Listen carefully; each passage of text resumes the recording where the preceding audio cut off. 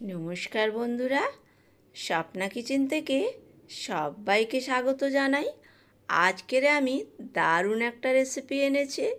তো প্রথমে কড়াই আমি তেল দিয়ে দেব, দিয়ে এখানে বেশ কিছুটা পাঁচফোড়ন দিয়ে দেব। আর পাঁচফোড়ন আমি বাড়িতেই তৈরি করে নিয়েছি, 5 রকমের গোটা মশলা কিনে এনে বাড়িতেই বানিয়ে নিয়েছি। আর এখানে দিয়ে দিয়েছি কিছুটা পেঁয়াজ আর কিছুটা রসুন। পেঁয়াজটা একটু লাল লাল করে ভেজে নিতে হবে।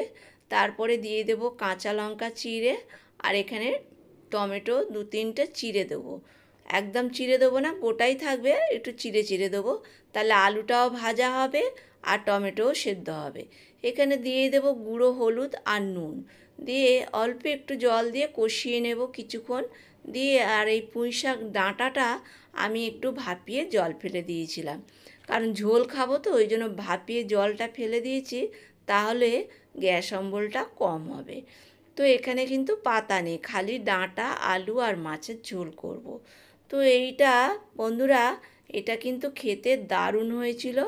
আর পুরো ভিডিওটা দেখার অনুরোধ রইল।